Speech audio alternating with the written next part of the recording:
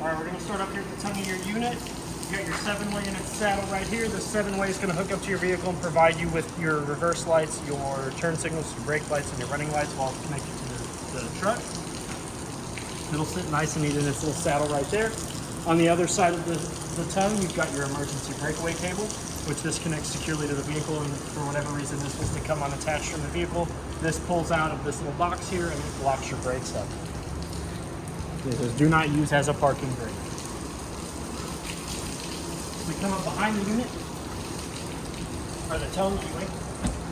We open this door up here, and when you open this door up here, it'll hold by this little clip. You got your front storage compartment / your battery compartment. In this box here, you've got a 12-volt battery, just like the one in your car.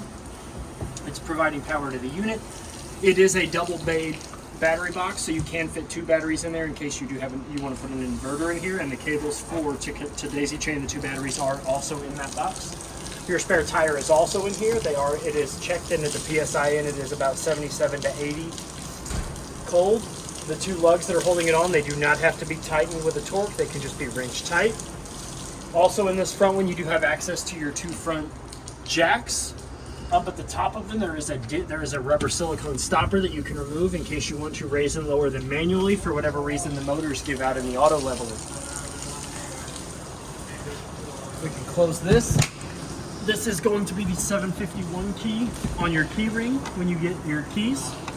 This vent right here is a vent that leads from a tube on the battery box, so that way your batteries are nice and vented. And above this, you do have a light with a manual off and on switch, so you can get into your compartment underneath the cap of your unit in the dark. If we come around here to the side, this first doorway here is your propane door. If we open that up, it's going to reveal your 2 30-pound propane tanks fed into the unit by an even flow regulator. So what this regulator does is right now, as you can see that it is green, that means that this tank is open and active and it is drawing propane from the unit. If for whatever reason I was to turn this off and flip it over, you would see it turn red. When these 4 divots here turn red, that means that it is not drawing propane from the tanks. If this was to empty, you can open this tank up, flip this little arrow to where it goes to the full tank. You can unhook this tank or this tank and then remove them and take them into the filling station to get refilled or replaced. And you can turn them both on at the same time? You can turn them both on at the same time, yes. Yes. One thing I forgot while we were over on this side of the unit, you do have your VIN and your manufacturing stickers here along with your tire and loading information. This is going to tell you what the tire's PSI should be. It's going to give you all of your manufacturing numbers, your VIN number, all of that stuff. If we come to this next backside compartment here, we open it up, we're going to see this sticker here. This is the instruction leveling operations for your electronic auto leveling system. The panel for that is up there. As you can see, it's got an up and down arrow. It's got a enter button, a power button, and then it's got an omnidirectional control for your stabilizer jacks or your leveling jacks. And then you can also follow this to auto level. You can assign it to auto level and it'll drop them all, pick them back up, and then kind of level out the trailer depending on that. And it's all right here. So if you have any questions about that, you can kind of follow this sticker here. This is going to be a way better job of doing this than I am. This side compartment here goes all the way over to the door side of the unit. We'll get over to all that good stuff over there when we get to the other side of the unit. But on this side, this is where all of your water control panels and stuff are at. You've got your satellite coaxial cable there. That's where you're going to plug your coaxial cord in from the park or campground that you're staying at if they are providing satellite or cable. You can get satellite or cable on the inside of your unit. The next one down is the cable outlet. The next one below that is an outside coaxial outlet. You can plug in a coaxial to a TV, and you can get TV service out here. Below that is your city water fill. This is where you're going to hook your hose and regulator. I really recommend a regulator because you never know the force of the source of the water that you're drawing from. And what that regulator is going to do is it's going to turn that pressure down to an appropriate level to where you're not going to damage any connections or any lines or anything when you're trying to either use the city water or use your fresh tank fill. So we do have a light up here that's motion control that comes on when it picks up motion. This white switch here, this is for your winterizing mode. Right now it's going to be drawing water from the fresh tank. If we flip this knob up and we go to activate the water pump, what this is going to do is it's going to suck from this hose here. This hose here is what you unscrew the cap on, and you sink this down into your marine and RV antifreeze, and then you go to turn your water pump on, and it sucks from the bottle up into the unit, so that way you can winterize and de-winterize your unit. Right now I do have it in the normal mode, so that way when you turn your water pump on, it will automatically start drawing from the fresh tank. Below that is your outside shower / outside sprayer. You've got a hot on the left and cold on the right. And the way this outside sprayer works is if you look at the connection port, you've got 2 teeth that are on opposite sides of the connection, and you've got 2 divots that are on either side of that. So what you're gonna do is you're gonna take this end, you're gonna push that in, you're gonna meet those 2 teeth into those grooves, and you're gonna give it a quarter of a turn, and it's gonna lock in. You're gonna wanna make sure that these threads here are tight, or else you're gonna get some spray. But then you're ready to turn either on your hot or your cold, and you should feel this hose pressurized, and at the end of it is just your standard garden sprayer. It's got your several settings. And then to undo that, you just give that base a quarter of a turn, and you're able to pull it out. It can sit in here, or it can sit anywhere else you want to put it. I just tend to keep them in here because this is plastic lined, and you don't have to worry about water or nothing. This flap here opens up to reveal a spot where you can run your hoses and cables up through the bottom of the unit, so that way you don't have to keep your side compartment door open, so you can plug into all of your TV coaxial outlets. You can plug in your hoses up here, all that good stuff, so that way you can keep this door closed if it's raining or anything like that when you're trying to use your connection ports. Below that is your fresh tank water fill. This is where you're going to hook that same hose and regulator that we hooked up to the city water fill. You hook it up to here. This is how you're going to fill your fresh tank. That's how you're going to be able to fill your fresh tank and use it if the campground or park does not provide you with a city water connection. You can fill it up through this with that same hose and regulator. The next one over on the side is your black tank flush. So what this is a line that leads to the bottom of your black tank with an aerator at the bottom of it, which pressurizes the water and it spins, and it like eats the side, it like chews up anything that's yucky on the bottom of your black tank. In order to use your black tank flush, though, you want to make sure of 2 things. The first one is you want to make sure that your black tank termination valve is in the open position and that your black tank is empty. You really don't want to use it when it's full because it could cause some splashback, it could cause some damage to the inside of your black tank. And you want to make sure that the valve is open because the water does need somewhere to go. It's a flush, is why you want all that open. So if we come behind this side compartment here, you do have your 50 amp shore cord that is plugged in. When you're plugging and unplugging your power cord, you want to make sure that this ring here is tight up against the receptacle, because what this ring does is it creates a nice seal. It pushes in that O-ring and it creates a nice seal to keep the water, the dirt, the bugs, everything that's going to cause a weak connection or a short in your connection, it's going to keep that out. In order to unplug it, what you're going to do is you're going to untighten the ring all the way till it sits up against these 2 wings. You're going to give this handle a quarter of a turn, and if you look real close, there is instructions here. Unlock with an arrow to the left and lock with an arrow to the right. You're going to give it a quarter of a turn to the left, or to the right, I mean, and you're going to pull that outward. That's going to remove the shore cord from the outlet. To plug it back in, you're going to push the handle in. You're going to give it a quarter of a turn till it sits straight, and you're going to tighten this back down. When you do not have this shore cord plugged in, you can keep the power cord in the side compartment, but you really want to make sure that this Camp Power lid is down over the receptacle to keep all of that water, dirt, and bugs and stuff out from your connection port. The next panel over here on the side is going to be your hot water panel. You do have a Suburban InstaHeat tankless hot water heater in your unit.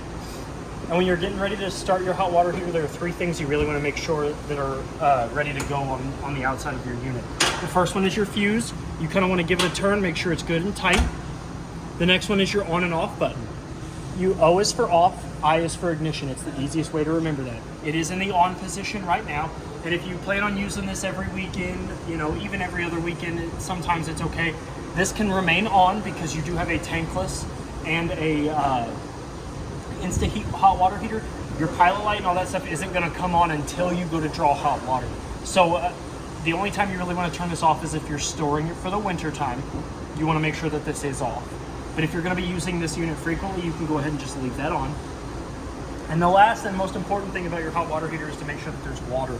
You can do that by lightly applying pressure to this pressure release valve, and if you see water coming out, then you know that your hot water heater is indeed getting water to it, and then you're ready to go on to the next feature. If you have the door open and you're ready to turn this on, if you turn this off, there is a console on the inside of your unit on the wall that will the power off. What this button here does is just apply power to the inside control panel. And you'll actually hear it beep too, and a little red light and a blue LED light will come on the power button. So we'll tighten that back up. Now we're going to come to your sewer outlet connection. This is where you're going to hook your sewer hose up to. I used this for draining the tank so I wouldn't get wet.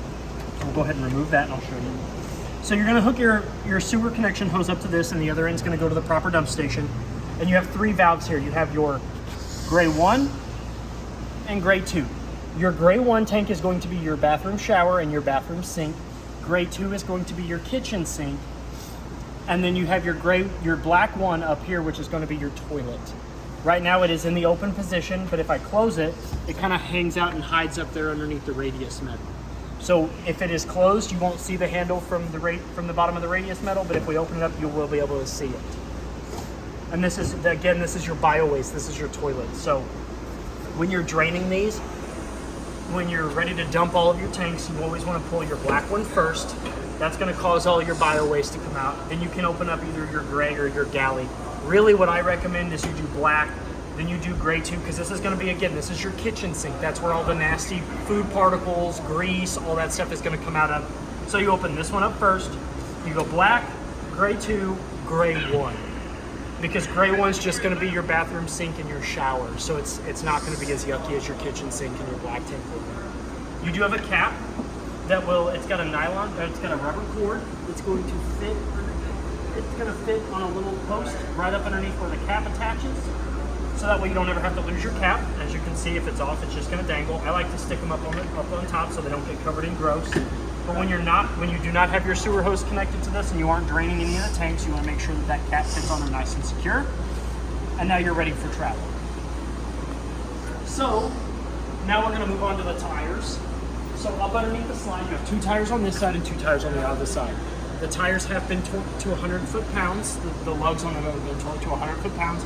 And the tires have all been checked to 80 PSI cold. What that means is that the tires haven't been moving. 80 is where you're going to want to, between 75 and 80 is where you're going to want to keep it. Right now they range anywhere between 77 and 80, which is fine. About 5 is where you want to keep it at. But you always want to go off of the PSI on the side of the tires or that tire loading information sticker. Preferably the side of the tires, which it will tell you that. And then up behind, if we come up underneath the tires up here behind them, I'll show you over here. So if you come up underneath here, you have two hoses right here. This is your we call this the breather tube. This is what's going to let air come out of your fresh tank when it's filling, so that way you don't pressurize your fresh tank.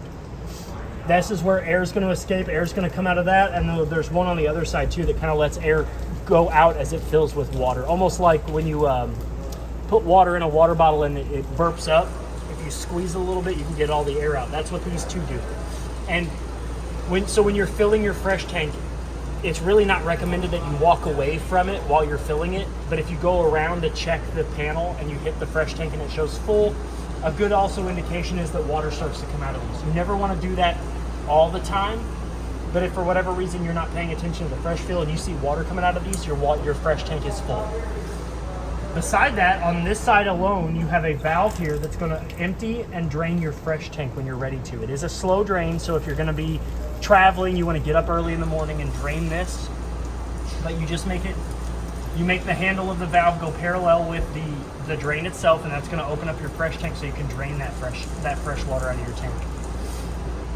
Then you have your rear 2 auto leveling stabilizer jacks that are back here. So now I'm going to come out from underneath the slide and we're going to go.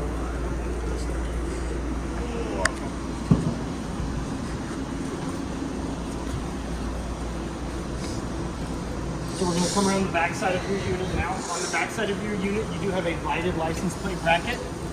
Up at the top, you do have a Furion backup camera mount that is ready. So all you got to do is decide if you want to buy a backup camera from us or a on-the-go stow and go ladder. Your unit is already prepped for both of those. And you also have a sewer connection hose storage compartment here. So what you're going to do is you're going to turn this and you can pull this out, and then your sewer hose can go up in there, and then you can take this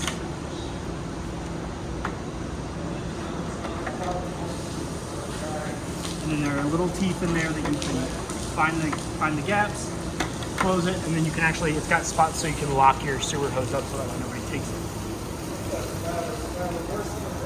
So if we come over to the side of the unit, so you have a hole here. So what this hole does is there's one on this side and there's one on the other side. And what these holes do is we're going to get the jack hole pattern.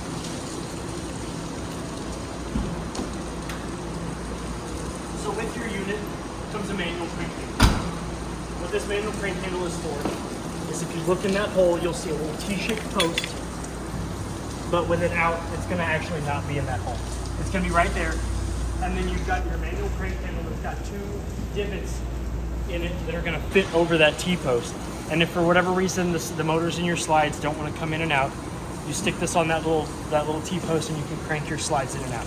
And the hole on this side is for the slide on the opposite side. Yes, the hole on this side and the bolt on this side are for the slide on that side, and then the same goes for the slide on that side. It's got one on, it'll operate this slide.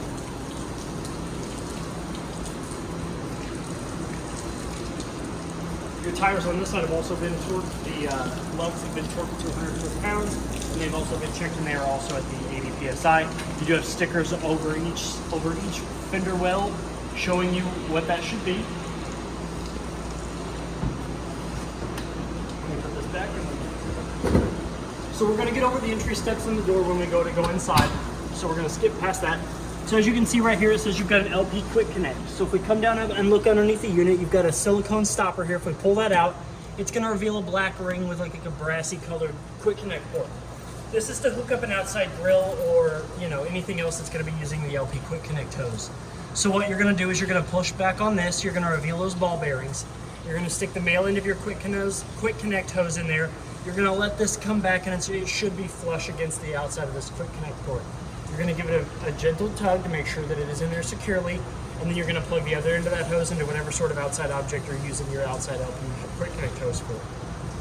Then you take this valve here and you bring it parallel with the quick connect port, and that's going to allow propane to draw through the unit out of this port here. To undo that hose, you push back on that black ring, you eject your hose, you let this go, and you really want to make sure that you put this silicone stopper back up in there, because if not, mud daubers have a bad habit of going up in there and making nests. So then the next time you're going to make burgers outside or hot dogs or whatever, you go to stick your hand up in there and you get stung. It's not pleasant. Above that is your furnace vent. So you've got cold air going into here and hot air coming out of here. If you have small children, pets, elderly, anybody really, this does get hot and it does get uncomfortably hot. So you really want to make sure that if you're running your furnace, you tell them to stay away from that. And another good recommendation is a mud dauber screen. They're little screened domes that fit over the top, and they keep mud daubers from making nests up in there. There is something about the smell of gas that drives them nuts. Again, just like the quick connect port, they will go in there, they will build their nests, but this time they have a much larger place. You'll deal with many more of them than just one. They will invite their friends. Yeah, they'll invite their friends and they'll have a big old house party. It's a $20 screen, or it's like 140 something an hour for us to fish them all out. And trust me, I really don't like doing that because they're winged, stinged creatures, and nobody likes to deal with that. Next to that, you have a GFCI protected outside 110 outlet, so you can plug in an outside TV, outside stereo, outside whatever. And then above that, you have your second outside coaxial cable port, where if you connect your coaxial wire to this to your television, you will get any of the provided TV services that are on the inside of your unit on the outside of your unit. You do have two Bluetooth JBL speakers that are powered by the JBL stereo on the inside. You do have your low point drains here, which if you look right up underneath the radius metal here, you should have two lines, one blue, one red. Their handles right now are perpendicular to the drain valve because they are closed. These are for winterizing and dewinterizing of your unit. You can drop these handles down to be parallel with the drain, and this is how you drain all the water out of the lines that are currently being pressurized. So like if you're ready to winterize and you want all the antifreeze out, you hit these valves, antifreeze comes out. Or water comes out if you're ready to winterize. So if we open up this side compartment here, it does have magnets that'll keep it open. If we look inside, you've got several features on this side that we didn't have on the other one. You've got another one of those motion lights over here.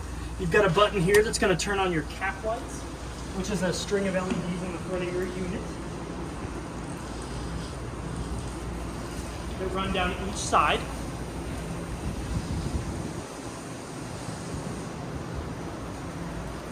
And those turn off at that switch in here. You've got a wall-mounted bottle opener, or church key as I like to call them. You've got your battery disconnect right there, which is in the on position. When you flip it to off, what that does is that cuts all the power going from your battery to the unit. So you really want to use that if you're storing the unit for long extended periods of time and you don't want your battery to die. You flip that to the off position. The next little console you've got right here, this is your 30 amp solar control panel. This is going to tell you the amount, the volts that are going from the battery to the converter. It's going to tell you the amount of voltage that's going from the solar panels to the battery, and it's going to give you a temperature readout of the solar panels on the roof. Again, the sides of your unit are plastic, so they are water resistant. I'm not going to say that they are what's the other one? Not resistant. Waterproof, because if water does get down in here, you will see water kind of coming out the bottom of your radius metal, which is fine. That just means that water got in here and it's got to go somewhere. So if we close this, next to it you do have a leash for your animals, for your children, for your spouse. If they get unruly, you can chain them up outside. Let's see, and now we can go to the inside of the unit. So we're going to start here at the steps. We're going to pretend like you just pulled up at the campsite, and we're ready to disembark the steps. So I'm going to bring them up. So the first thing you want to do is you want to make sure that your door is all the way open. If not, the catches on either side will do damage to the side of your door frame. So what we're going to do is I'm going to pull back on this little blue handle.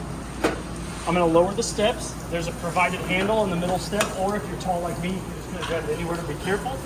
You lower your step. And the first thing that you want to do is you want to make sure that this black grippy tape plate here, I like my technical term for that, is flush against the silver threshold. The flusher this gets, the sturdier your steps are going to be. And if for whatever reason they are not flush against each other, the bottom of your stairs has two independent legs that if you push on these silver tabs have anywhere from 15 to 18 points of articulation, so that way you can kind of adjust them independently on their own, so that way you can get a proper level of your stairs. And that will make sure that your door closes properly. Yes, and because if they're not flush, not only will you run the risk of doing damage to both doors, but you run the risk of doing damage to your stairs, to your doors, to all of them. Your handle does have two positions. It is out for when you're in destination mode, and then when the doors are all closed and the stairs are up, you can pick it up, swing it, and it can hang out in front of your door. So that way, this is travel position. And then, since we're getting ready to go in, we'll make them into the entry position, and then come up on the inside of your unit. So the first thing I'm going to go over when we come inside is your fire extinguisher right there on the side of the wall. That is there for in case of emergencies inside or outside of the unit. I'm going to go ahead and close this door. The next thing, since it's right next to us, down below our feet here, is our carbon monoxide / LP detector. What this does is this picks up any loose carbon monoxide or any loose propane that is hanging out in the unit. That single green light there, that means that we are golden. That green light is good. If you want to test it, you hit that button, it'll flash orange, it'll beep 3 times, then it'll be silent for a second, then it'll beep again, and then it should go back to that solid green light. We're going to start on this wall, we're going to work our way around. You do have a Samsung TV that is Google powered, so you can connect to Chromecast, you can get all your streaming apps if you have internet, if you're using your hotspot, it'll connect to any of those. It does get antenna. If we pull the TV off of the wall,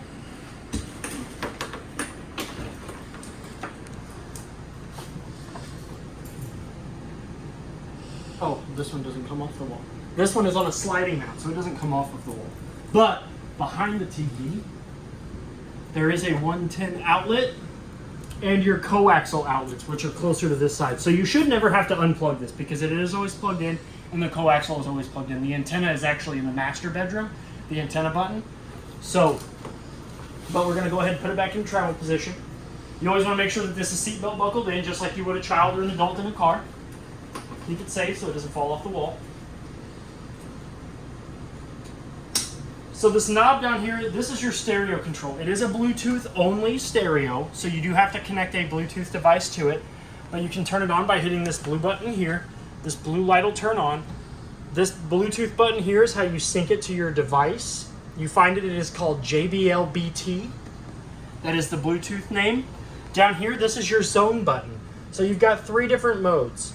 You've got 4. You've got mute, which turns off all of your speakers.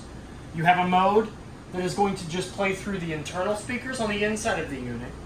You can hit the button again and it will play on just those 2 outside speakers. And if you hit it a 4th time, it will play on both the inside and the outside speakers. The sun button next to it is a dimmer switch for the light controls behind the buttons and the knob. And then you've got your play pause button here, and this knob turns to adjust the volume. One of the ways when I was testing this, just to make sure I was connected to the right vehicle, is if you have your phone, if you connect your phone or whatever to the JBL BT and you turn this knob, you'll watch the volume on your phone fluctuate as well. That was a good way that I learned that I was connected to the right unit. And then you just can turn it back into standby by a simple press of the button. Your unit does have a fireplace. It does have a button here that will turn it off and on. There is a remote in the user's bag that has the same buttons as the 5 buttons here. So you've got a power button. This will turn your fireplace on and off. This button here will change the flame colors. They got the RGB LEDs behind them. This next button over here will change your rock buttons. And if you put it on green, it cycles through all the colors. Yes. You've got a thermostat button here, which is going to change your temperatures between low, high, and 0, which is 0 is just going to blow. It's going to keep your fan on. For ambiance. Ambiance. And you've got a timer, which if you hit this button, it goes from 0 hours to 30 minutes to 1 hour, all the way up to 5. Or 6. Nope, I was wrong. I think it goes to 9. Yep, it goes all the way to 9. And what that does is it'll stay on for like 9 hours and kick off for 9 hours and kick on for 9 hours and kick off for 9 hours. The next is your dinette. All of the chairs flip up to provide you in-chair storage. So for like coloring books for the kids, magazines, napkins, cookbooks, paper plates. Yeah, anything. They all have, all 4 of the chairs do buckle in for travel because they are on a slide. And the way you do that is you lay the chair down on its side, and then you will reverse the chair and lay them seat to seat, and then you will buckle them in. So you'll go, I'll move this up here. So in order to put them in travel mode, what you're going to do is you're going to lay this chair down like so, and then you're going to flip this one, and you're going to go seat to seat. And you're going to tuck this in here, and then each side has buckle on either side, and you just bring those over and you clip them together, and that's how you're going to put those chairs in travel position or any other travel. So over on this window here on the dinette slide, you've got your emergency fire escape window that if you pull back on this red tab and you pull your window all the way this way, the screen comes out and you can get out in case of emergencies. Yep, both of them slide. Both of them slide out, yep, and we recommend going feet first. Don't Yeah. ever dive out head first unless you absolutely have to. Unless you're a super good tumbler. Yes. Olympic tumbler. Above the dinette, you do have this nice wall sconce with a button here that kind of looks like one of the screw holes, but you press that in, your nice ambient yellow lighting turns Ooh, on. very nice. You'll turn it back off. You've got a window over here.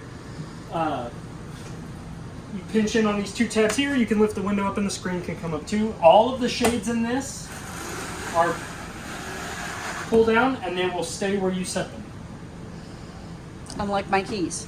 I lose my keys all the time. Now, instead of being up and down like this one is, the big side windows like this, they go from side to side. So there's one that'll meet in the middle, and there's one on the other side that'll meet in the middle, and they will magnet together so that way you don't have to worry about there being that weird gap when you're trying to sleep and you've got the sunlight coming in.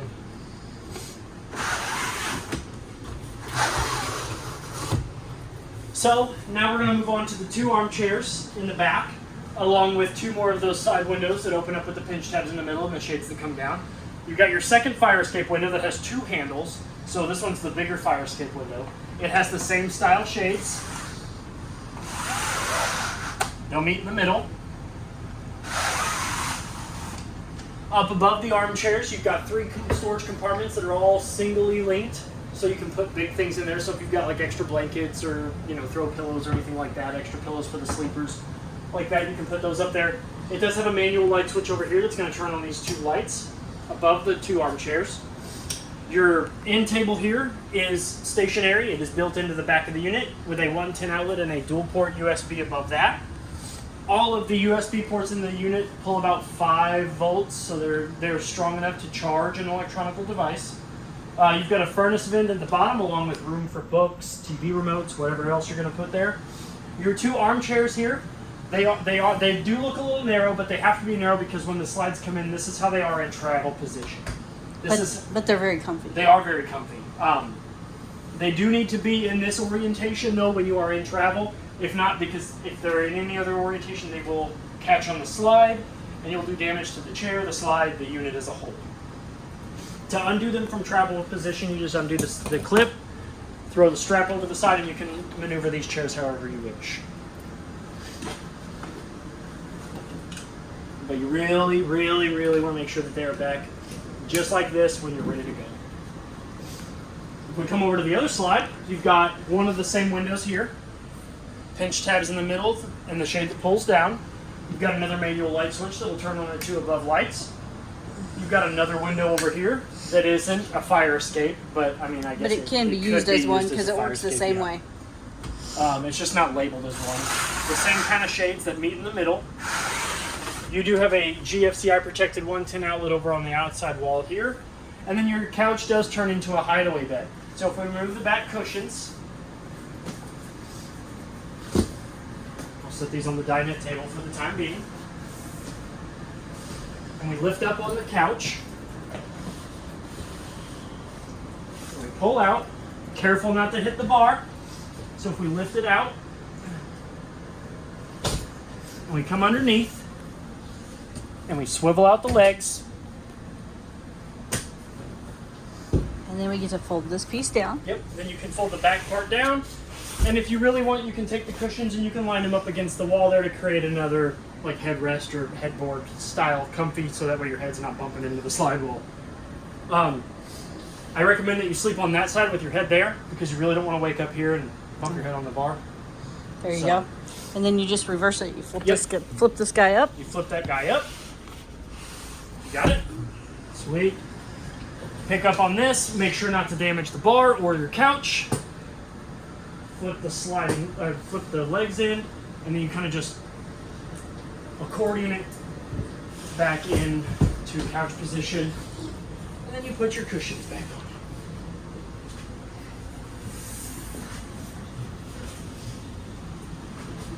Thank you, ma'am. You're welcome.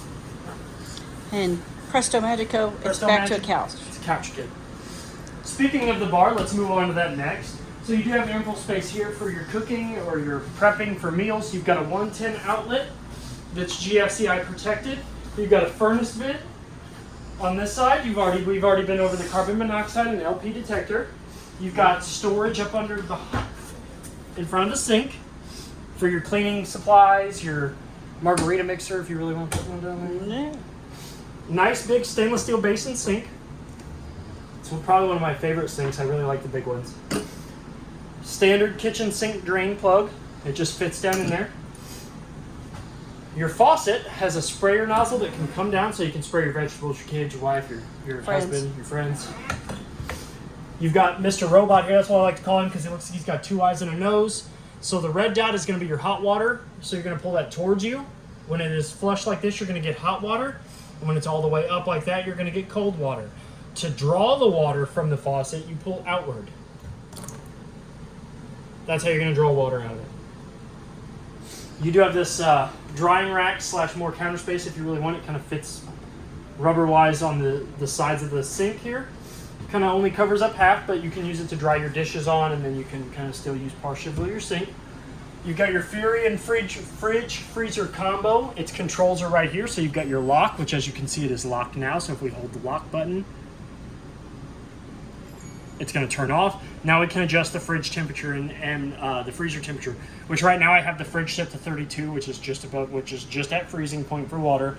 And then your freezer is actually set at 0, which when I tested it with the thermometer, I think it got to like 2 degrees. So it's going to keep everything really nice and cold. It's also got a no frost, so it's not going to build up frost on the inside. It's got LED lights on both the freezer and the fridge, so you can see what you're getting into. Nice, big, ample. Snacks you can see. And then this handle here, along with these two washers, this is your travel lock. So if we look in between there real quick, you'll see a little hole. I don't know if you can see that. Yep. So what you're going to do is you're going to make sure that those threads kind of sit into that hole, and you're going to tighten this down. You don't want to tighten it down to where you're going to leave any scuff marks on your fridge, which are what these washers are for. Just tight enough to where that ain't going to go anywhere and those doors aren't going to open when you go traveling down the road. So we're going to go ahead and leave that on. Beside the fridge freezer combo, you've got ample storage with a motion light on, so when you get into your pantry, your light turns on, so you don't have to worry about it. So if you go for cereal or something in the middle of the night, you don't have to worry about it. Up above the fridge, you've got a built-in wine rack that holds 5 bottles of wine, which is super nice. I really like that. Now we're on to the microwave, stove, oven, storage compartments. Up above here, I like to call this the baking section, because this is where you can put all your baking stuff if you want to make a cake. Like, that's what we keep all of our stuff in, like all of our mixing cups and stuff like flour and stuff like that. On the sides, you've got 2 mirrored compartments, 2 top shelves, 2 bottom shelves. Here is the bag that's going to have all your user's manuals, your installation guides, all of your extended manufacturer warranty paperwork. Remote controls? Remote controls, toilet paper holders, hardware for like the microwave, all that good stuff. Like the bolts and the screens and stuff, which are already put in here. So because your microwave is in the middle of the unit, the vent fan and the light for your stovetop are actually built into this, and you can access those by hitting the fan button. And then the light button is also going to turn on the light above your stovetop. Your microwave is a standard glass spin top microwave, just like the microwave in your home. It's got all the same features as the ones in your home. Down below is your 4-burner stove. These do come off in case you would like to clean them or clean underneath. Your stove works by, first we're going to hit this button here, which is going to illuminate the 5 dials. The two dials on either side of the big dial in the center, these are going to be your burner dials, and the way you activate those is you push in, the light will dim, you turn it to high. There is no light button, it's high. High is how you turn those on. So, and then see, you want to hold them in once you get the flame lit, and then you can let go, and then they'll stay lit. And that works for all 4 of them.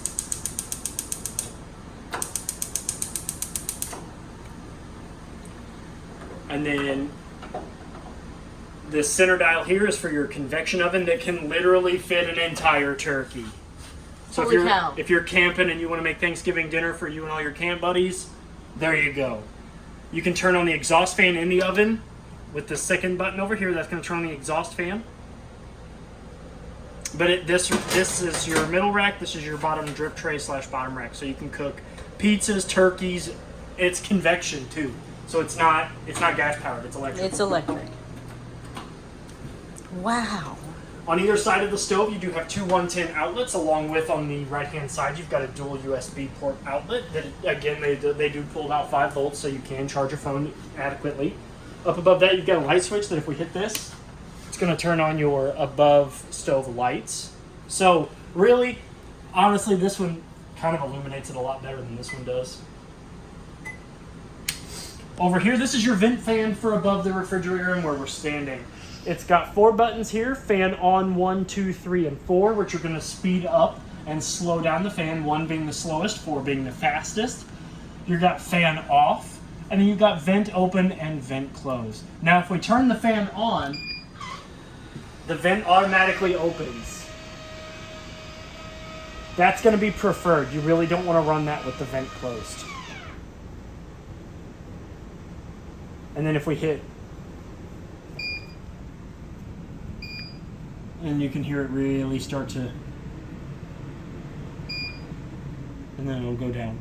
And then if we hit fan off, it automatically closes your vent too. But now, so now you don't want to open, you don't want to turn the fan on without the vent open, but you can also open that vent without having the fan on with these 2 arrow buttons here. This opens the vent and this closes the vent. You do have storage here on this side. big cabinet space for your pots and pans, stuff like that. Your circuit breaker's down below that. You got your circuit breaker and your fuse panels. So your circuit breaker, the one you're going to really using the most of is this 15 amp guy right here. This is your GFCI one. So all of the outlets, all the 110 outlets in your unit that are around water or sort of intense heat are going to be GFCI powered. That means that if they were to ever short out, this thing trips and you don't trip the whole circuit line. But if this thing is ever down, you can flip it up and your GFCI outlet should come right back on. If you ever have a bunch of outlets not working, Yep. go looking for that. Yep, go looking for this guy right here. And they'll be labeled. Yep. Your fuse panel here, everything's labeled, and they also have an LED. As you can see, like when I touch it, my body completes the circuit. So if we have a blown fuse and there's an LED light on, that means that fuse is blown. You have drawer space over here. You have 4 drawers. They're all about the same for like utensils, like your kitchen spoons, stuff like that.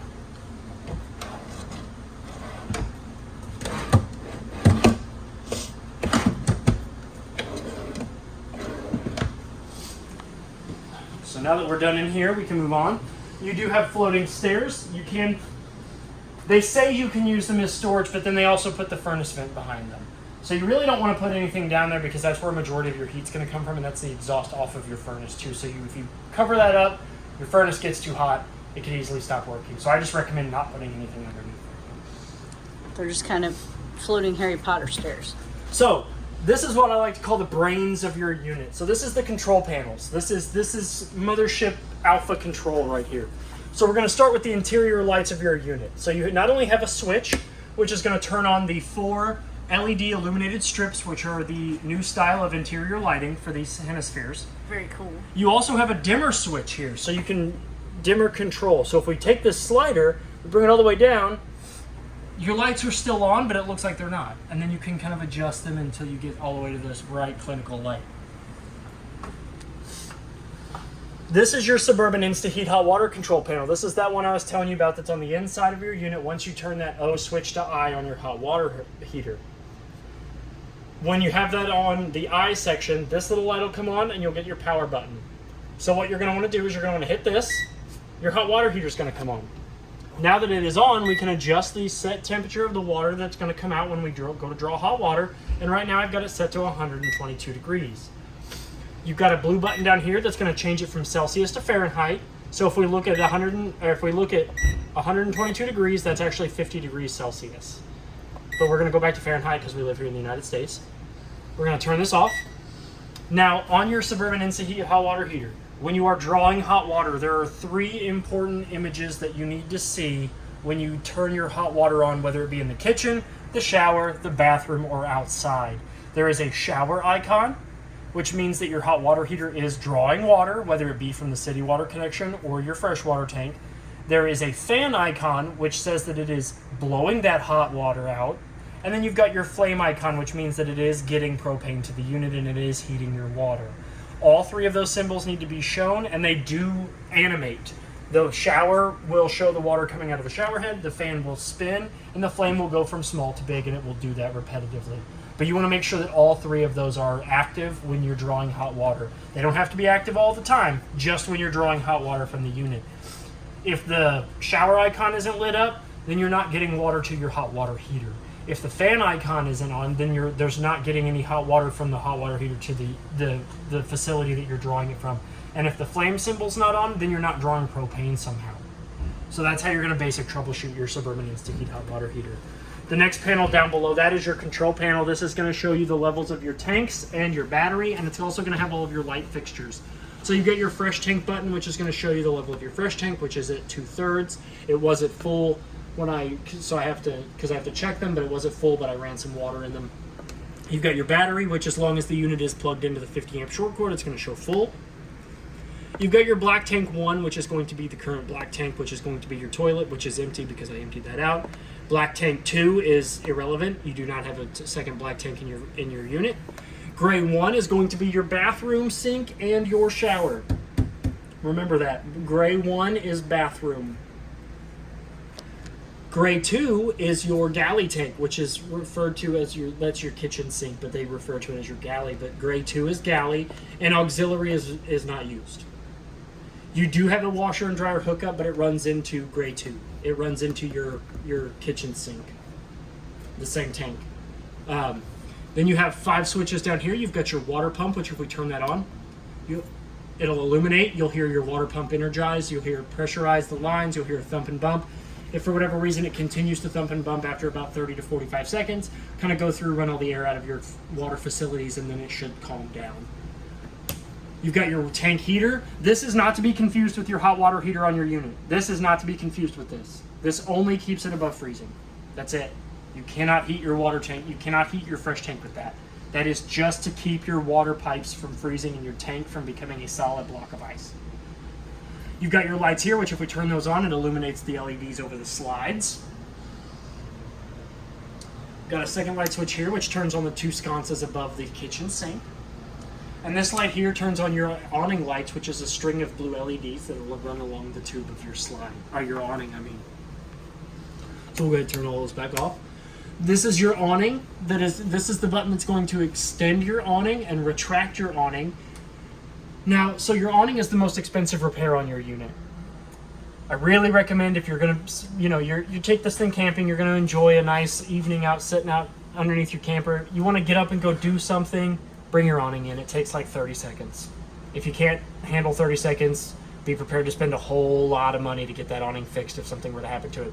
A strong breeze can knock one of its arms off. You forget to bring it in, and you take this thing down the road, and you hit a sign. There goes your awning. There goes your unit. There goes the side. There goes the file line. There goes a whole lot of money down the drain just because you didn't take 30 seconds to bring your awning back in. It is the most expensive repair on your unit, whether it be the tube, the arms, the canvas, any of that. It's a lot. So just bring it back in. When you have your awning all the way out, the tube will have a skirt that hangs down that you want to make sure is as up and down as you can get it. Not only is that going to provide you with more protection from the rain or the elements from that skirt, but it's also going to provide the canvas that's going from the tube to the unit with the proper amount of slack that it's supposed to have. You want to make sure that you stop when that tube is directly up and down, because if you keep holding the out button, what that tube does is it doesn't know when to stop, so it's going to roll back up the other way. So if your canvas is supposed to come out of the top of the tube, if you ever have it coming out the bottom, then somebody has ran your awning all the way out and has held that button all the way out till it's fed itself back in the wrong way. So you want to make sure of that. Now when you have your awning all the way out, you have 2 support arms. You have a top arm and a bottom arm on each one of those extending arms. Those bottom arms have pivot points in them, and what you can do is you can take those 2 pivot points and you can pull down on either side. When what that's going to do is that's going to make your awning do this or this, depending on which arm you pull that down on. That's going to create a steeper pitch for the water to run off the back or to run off the front. You can also grab both of those pivot arms and pull them down, and it'll create a steeper pitch on the whole awning, so that way the water will come off the front more better. Wow, listen to my grammar, more easily. And that's going to allow you to do that. But when you go to run your awning in, you want to make sure that those pitch arms are the way they looked when they came out of the awning arms, which are flush, straight. You don't want to make sure that you don't want them having any bends in them. You want them to be pretty straight. This button here, these are your slide buttons. They're both going to do the same thing. They're going to bring your slides in, and this button here is going to bring them out. You'll hear a winding sound, and as the slides are coming in, and as they come in, you'll hear them kind of go, and then they will stop. When they come in, they'll come in and they'll come up at a slight angle, and then they will stop. And you can let go of that button. And the same way goes without. But you do want to make sure that your chairs are in travel position and your armchairs are all the way up against the back wall when you go to run your slides in. Okay? Because if not, you're going to do damage to those slides. This button here is going to turn on your ceiling fan. Now that ceiling fan is omnidirectional, so you can use it in the winter or the summertime. It will spin one way to bring the air down, and it will spin the other way to bring the air up. There's a switch up along the neck of that which will turn that direction. Then you have 2 Coleman and Mach thermostats. This one here is for the main air conditioner that is above the 2 armchairs in the back of the unit. If we click this button here, we'll wake it up. It'll light up. We click it again, we'll go to mode select. Your modes are off, cool, heat, cool and heat, and then dry, cool, and off. Back to off. I like to keep it in cool right now because it's hot outside. Your fan speeds are high, low, high auto, low auto, and that's it. And you have off, but right now it can't be off because the air's on. I have it set to 65. That's the little numbers are going to be what you have it set to, and the big numbers are what's going to be what it's at. Right now it's at 83. I have it set at 65. If you want to cool down the unit faster, you turn both of these on, and they both operate the same, except this one does not have heat. This one operates the master bedroom air conditioner, the one that's in this room here behind me. But this one does not have heat. So, cool is air conditioner, heat is your furnace. Cool heat, if you remember seeing that icon, what that does is you have it set, say we have it set to 65. If it gets any hotter than 65, the air conditioner will kick on. If it gets any colder than 65, the furnace will kick on, and it will keep it at that base temperature for you. The dry heat, I don't really know what dry heat is. Dry heat will actually take the humidity out of your camper. Oh, so it's got like a dehumidifier in it. Kind of. Okay. It works similar to that. Okay. That's cool. I like that. Thank you, Patty, for explaining that to me. You're very welcome. So we've kind of gone over this stuff. We're going to go into the bathroom. I'll let you open that. How exciting. How exciting. So, we're going to come into your bathroom. You've got two lights. First one's going to turn on the LED light behind the mirror. So you Mood can lighting. kind of go into fashionista mode. The next button here is going to turn on your LED lights that are on either side of my head. The main lights. You've got a master GFCI protected 110 outlet right here with the test and reset buttons. So if you ever plug anything in and none of your outlets are, like if the outlet's not working, come in here and hit this reset button. There should be a little red or yellow light that'll turn on when it's broken, like when the circuit's broken. But if you press this button in here, that will reset, that light will go off, and you'll be able to use your outlets. You've got a vent fan control up at the top, fan on and fan off, which will turn this built-in fan up above my head on and off. It's got a little slider here that'll open and close the catch, so you can open that vent fan up in case business gets super risky in here. Because you got that nice turkey stove, so you can make Thanksgiving dinner and then come in here and handle that. You've got a nice stainless steel sink here. Again, you've got hot on the left, cold on the right, and then you pull up to draw water. Stopper, friction stopper, just sits nicely neat down in there. Storage underneath. You got your ticket holder for the show. Nice porcelain Dinette toilet. 2-portion valve. We put my foot down on it. Water's going to come out of that cyclone style water feature. It's going to fill the tank as long as the valve is halfway down. It fills the bowl. Floor it. Your risky business goes to the black tank. Where it belongs. Where it belongs. You've got two towel racks here. You've got a nice shower. If you, it's got a skylight above it, so if you want to shower in the beauty of nature, you can. You've got a shower head here with a water off and on switch, so that way if you're trying to conserve water, you don't have to turn it off to use it. Hot on the left, cold on the right.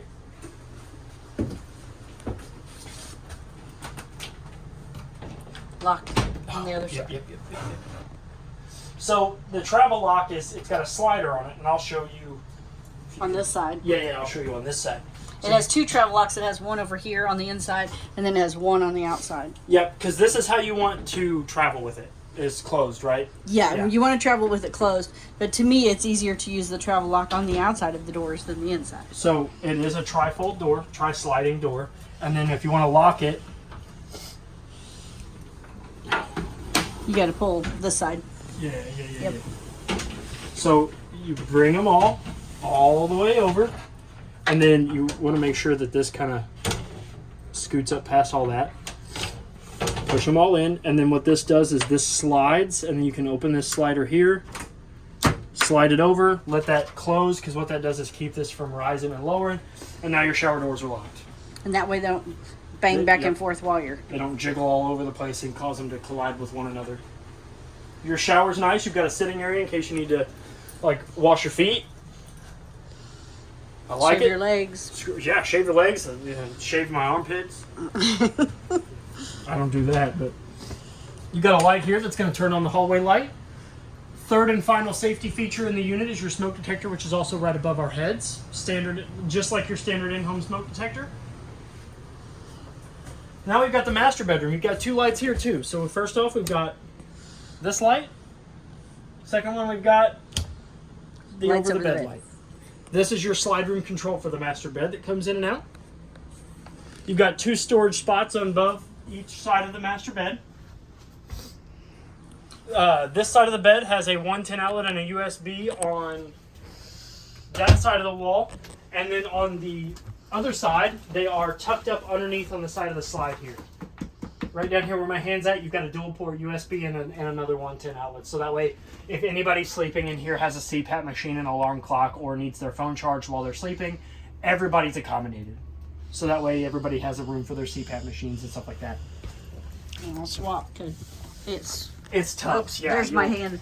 You got my hand in the video, but it's right in there. Yep, it's tucked up in there. You've got 3 drawers here that open up to be a dresser. Yeah, Secret storage. Ooh. Even though they don't really do a good job of hiding it. Yeah, they put a sticker. You've got your TV backer right here. This is where you're going to be mounting your TV mount if you want to put a TV in here. This is hard enough for you to do that. You do have a 110 outlet up here so you can plug that TV and entertainment in. And then here is the antenna booster that I was referring to when we were in the living room TV. So you've got 2 coaxials. You've got your auxiliary and satellite. This is what you're going to hook into when you are trying to draw satellite or cable from the campground. You hit this button here, turn that LED light off, hook it up to this top one. You're going to get cable and satellite. You do have an antenna on the roof, so if you want to draw those antenna channels, you turn this light back on, you move your coaxial from this to this outlet here. As long as that light is on, you will only get antenna. As long as that light is off, you will only get cable and satellite. That's the only ways you can get those. You do have a fire escape window here. These push in, lift up, the screen goes up, and you can go out. Again, feet first. Feet because first. it is high. It's a ways down. You have a nice little bench here so you can put your shoes on. You got an outlet and USB ports right there. So that way you can plug in like your hairdresser, you're not your hairdresser. You don't plug in a hairdresser. Your hair blow I plug dryer. in my hairdresser. You've got your air conditioning on here, and while we're in here now, since we've already gone over both air conditioners, the Coleman Mox, the cleaner those air filters are that are up underneath here, the better these things are going to work. You pull these down, you can pull these out just like this. Look, boom.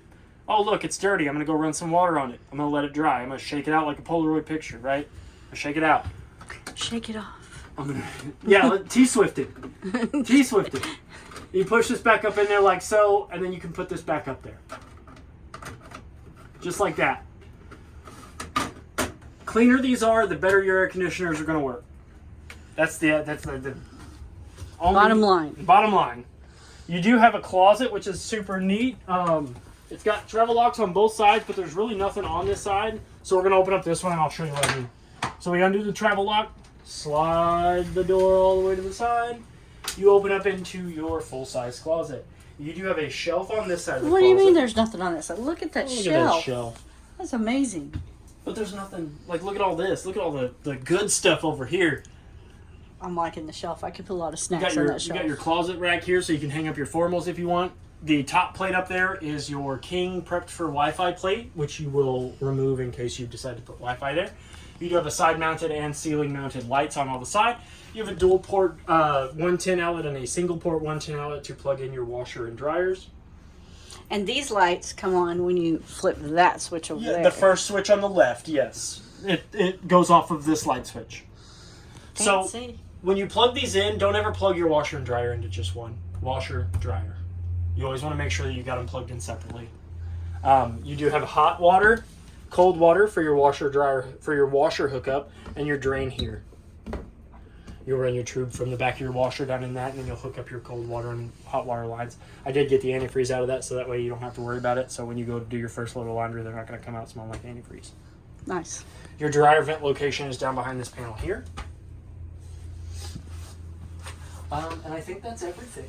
Make sure that when you travel that you put your travel locks in place on your Yes, closet doors. You do want to make sure because these are heavy wooden doors, and if you don't, I'm sure you'd be able to hear these thump and bump from all the way inside your truck.